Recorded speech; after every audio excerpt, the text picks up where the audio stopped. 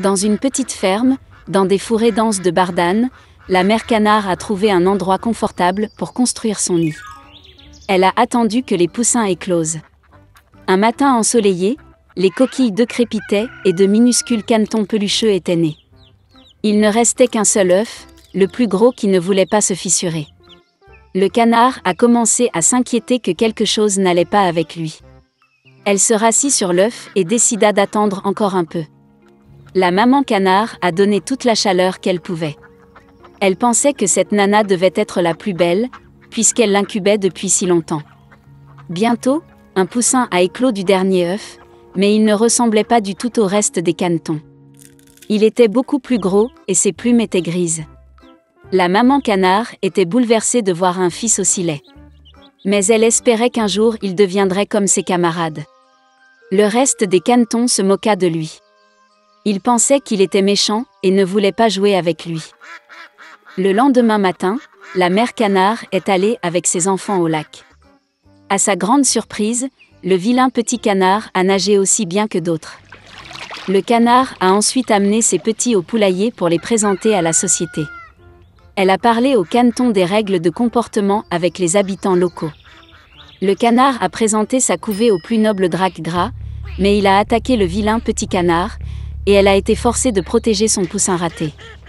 Fat Drac a ordonné de chasser le monstre de la cour. Mère a assuré qu'il grandirait et deviendrait comme les autres canetons. Incapable de résister aux brimades et à l'humiliation, le vilain petit canard a quitté le poulailler. À la recherche d'un endroit plus sûr, il est tombé sur un magnifique lac, sur lequel il n'y avait personne. Et le canard a décidé de rester ici pour vivre. Le temps a passé. Malgré sa solitude, le vilain petit canard était heureux que personne ne l'offense. Et puis un jour, un bel oiseau blanc avec un long cou s'est envolé vers son lac. Le vilain petit canard ne savait pas de quel genre d'oiseau il s'agissait, mais il le regarda avec admiration. Il l'aimait de tout son cœur. Comme un canard aimerait être comme ce bel oiseau blanc. L'hiver est arrivé, et il a commencé à neiger. Le vilain petit canard a vu de la neige blanche pour la première fois. Il était ravi de ce spectacle. Mais en raison du fait que l'hiver était très neigeux, il était très difficile pour le canard de trouver de la nourriture.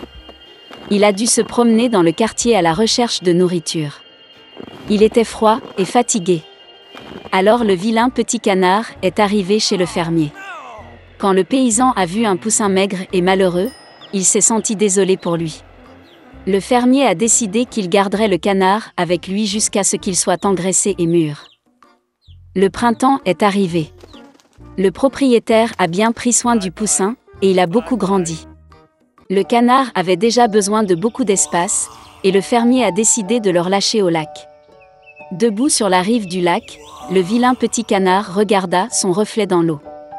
Et il ne pouvait pas en croire ses yeux, il ne pouvait pas se reconnaître et pensait qu'il y avait quelqu'un d'autre derrière lui. Et puis le canard s'est rendu compte que le merveilleux oiseau dans le reflet était lui-même. Pour fêter ça, il s'est débattu et a nagé sur tout le lac, d'un bord à l'autre. Et soudain, il vit le même bel oiseau blanc avec un long cou, qu'il avait vu une fois auparavant. Le vilain petit canard a décidé de nager plus près d'elle. Mais le bel oiseau n'avait pas peur, mais au contraire, elle a souri et a fait un clin d'œil, et ensemble ils ont nagé à travers le lac. Le vilain petit canard ne pouvait pas croire à son bonheur. En passant, un gros drac au bord du lac a dit qu'il n'avait jamais vu un si beau jeune cygne de sa vie. Quelle a été sa surprise quand il a découvert que le vilain petit canard qu'il avait jadis chassé du poulailler était un beau cygne. Il s'avère que le vilain petit canard était un cygne dès le début, un œuf est tombé accidentellement dans un nid de canard. Et quand le beau jeune cygne est rentré à la maison, tout le monde dans la cour de volaille a eu très honte de l'avoir offensé une fois à cause de son apparence. Voué par le destin à mener une vie trépidante, Lemuel Gulliver repart pour un voyage à bord du navire Adventure 2 mois après son retour chez lui. Mais dès que le navire a franchi le détroit de Madagascar, une tempête l'a rattrapé. De fortes rafales de vent ont transporté le navire vers une terre inconnue. Lorsque les marins ont vu la terre, ils ont décidé de l'inspecter et de collecter de l'eau douce. Gulliver descendit sur le rivage avec les marins, et l'équipage se dispersa à travers l'île.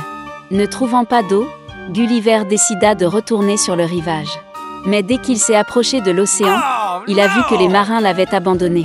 Il s'éloignait à toute voile de l'énorme géant qui les chassait. Effrayé, Gulliver se précipita à l'intérieur de l'île. Il a couru vers un champ d'orge avec d'énormes oreilles et s'est rendu compte qu'il était au pays des géants. Gulliver s'assit pour se reposer. Mais avant d'avoir le temps de reprendre son souffle, il remarqua un pied énorme qui était sur le point de lui marcher dessus. Gulliver a commencé à crier aussi fort qu'il le pouvait. Et le géant l'a remarqué. Il souleva Gulliver de la main, l'examina attentivement et porta le petit homme chez le propriétaire fermier. Le fermier a essayé de parler à Gulliver, mais sa voix était si forte qu'elle a assourdi le petit homme. Puis le propriétaire a ramené Gulliver à la maison. À la maison, la famille du fermier se préparait pour le dîner. Le petit homme était assis sur une table où gisaient de gigantesques morceaux de bœuf et de pain. Mais avant que Gulliver n'ait eu le temps de rompre son pain, le fils du fermier l'a saisi à l'envers et a commencé à le secouer. Il a pris Gulliver pour un jouet et a essayé de le mettre dans sa bouche. Puis le père menaça bruyamment son fils et lui demanda de traiter le petit homme avec plus de soin. Plus tard, la fille de 9 ans du fermier a fait un lit pour Gulliver, lui a cousu des vêtements et lui a même appris la langue des géants. La fille a donné à Gulliver le nom de Grildrig, qui signifie « nain ». Il l'a appelé une nounou. Gulliver a suscité un grand intérêt parmi les autres géants, alors le fermier a commencé à le montrer à des foires pour de l'argent. Mais des performances fréquentes ont miné la santé de Gulliver. Puis le fermier vendit joyeusement le petit homme à la reine. Alors Gulliver a déménagé au palais et est devenu le chouchou de la famille royale. Cependant, le nain de la cour, qui n'était plus considéré comme le plus petit homme du royaume, n'aimait pas Gulliver et ruinait sa vie de toutes les manières possibles. Une fois, alors que Gulliver se promenait dans le jardin, le nain a commencé à lâcher le pommier. Et Gulliver a dû échapper aux pommes géantes qui tombaient. Et à une autre occasion, un nain agile a poussé Gulliver dans un énorme pot de crème. Et seul le cuisinier, entré à l'heure, a sauvé le petit homme d'une mort inévitable. Mais ce n'est pas seulement à cause du nain que Gulliver a eu des ennuis. Alors un matin, pendant le petit déjeuner, il a été attrapé par le singe du chef. Comme un petit, elle a commencé à bercer Gulliver, puis l'a traîné sur le toit. Les géants se sont précipités pour sauver le petit homme.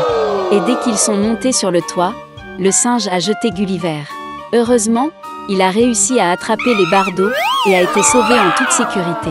En général, la vie de Gulliver dans le royaume était heureuse. Il accompagnait souvent la reine dans ses voyages. Ils lui ont même fabriqué une boîte de voyage spéciale.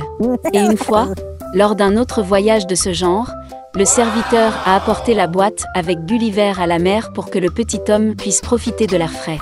Mais alors une ombre a commencé à clignoter sur la tête de Gulliver. Un aigle de mer survolant a remarqué une proie dans une boîte. Il attrapa la bague sur le couvercle du coffre avec son bec et porta Gulliver au-dessus de l'océan. À un moment donné, l'oiseau a libéré la boîte et le captif s'est retrouvé en pleine mer. Gulliver réussit à peine à ouvrir la trappe supérieure. Il se mit à crier et à agiter son mouchoir. Finalement, il a été repéré du navire et a aidé à sortir. Ainsi, après toutes les aventures, Gulliver est retourné en Angleterre.